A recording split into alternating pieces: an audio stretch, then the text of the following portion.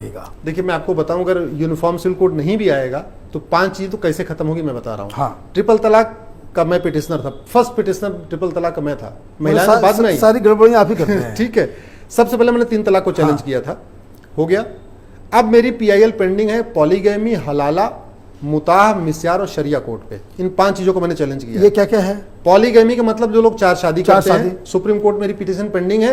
राम मंदिर के बाद वो 5 जजेस के सामने रेफर हो चुकी है। जैसे राम मंदिर खत्म होगा मैं उसको मेंशन करूंगा, उसमें सुनवाई करवाऊंगा। एक हो गया ये। तो आपको क्या दिक्कत है कोई लोग 4 शादी करे, 5 शादी करे? नहीं, ये देश सेकुलर देश है भाई। ये कोई कुरान से, बाइबल से, वेद पुराण थोड़ी चल रहा है, संविधान से चल रहा है। संविधान, फिर तो आप एक काम करो, हमें कोई दिक्कत नहीं है, आप महिलाओं को भी 4 पति रखने का अधिकार दे दो, 4 शौहर रखने का अधिकार दे दो। हमारी लड़ाई इस बात से बराबरी को, गैर बराबरी को लेके है। अगर एक शौहर 4 बीवी रख सकता है तो आप बीवी को भी 4 शौहर रखने का अधिकार दे दो, हमें कोई दिक्कत नहीं, आप दे दो। दूसरा पॉइंट क्या था? दूसरा पॉइंट है हलाला। हम ये कह रहे हैं ये हलाला रेप है। आप सेक्शन 375 जो बलात्कार की डिफिनीशन दी हुई है इंडियन पिनल कोड में, उसको पढ़ लीजिए। उसकी जो 6वीं डिफिनीशन है वो बिल्कुल वही है जो हलाला है। तो हमने सुप्रीम कोर्ट से कहा है कि आप इस हलाला को बलात्कार डिक्लेयर कर दो, कि जो आदमी हलाला करे सीधे वो आजीवन कारावास। ये आपने कोर्ट में मेरी पिटीशन पेंडिंग है। तीसरा पॉइंट क्या है? तीसरी है मुताह और मिस्यार। सुन्नियों में मुताह, सियाओं में मिस्यार होता है। उसमें क्या होता है, ये 10 दिन के लिए शादी करते हैं, 15 दिन के लिए शादी करते हैं। वो अरब के नवाब आते हैं, शेख आते हैं, वो पैसे दे के शादी कर लेते हैं। भारत में भी क्या है, जिसके पास पैसा है वो गरीबों की लड़कियों को 10-10 दिन, 20-20 दिन के लिए शादी कर लेते हैं, उसके बाद छोड़ देते हैं।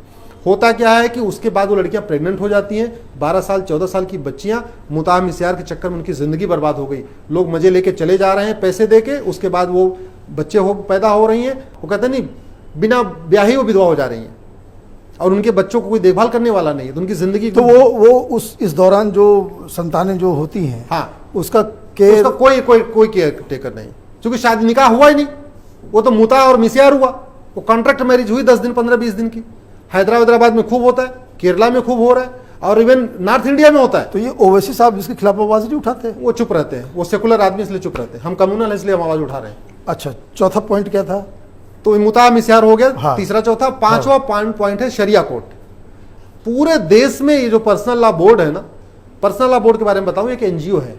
1973 में इसका रजिस्ट्रेशन इंदिरा जी ने करवाई थी अपनी सल्तनत को बचाने के लिए और समाज में डिवाइड एंड रूल करने के लिए, अपने पॉलिटिकल फायदे के लिए उन्होंने एक NGO बनवा दिया।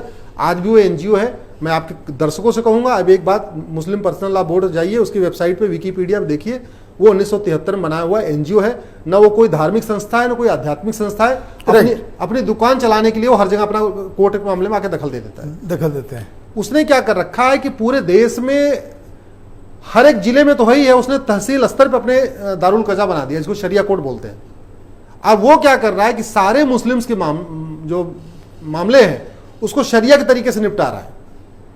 हमारे देश में ये तो अलाउड नहीं होना चाहिए। तो ये जुडिशरी के पैरेलल एक और जुडिशरी बनी हुई है, शरिया कोर्ट, जिसको दारुल कजा लोग बोलते हैं। तो मैंने उसको भी चैलेंज किया हुआ है। तो ये 5 चीज चली जाएंगी, कॉमन सिविल कोड आए चाहे ना आए, ये मैं आपको बताने की कोशिश कर रहा था। मैंने UCC आया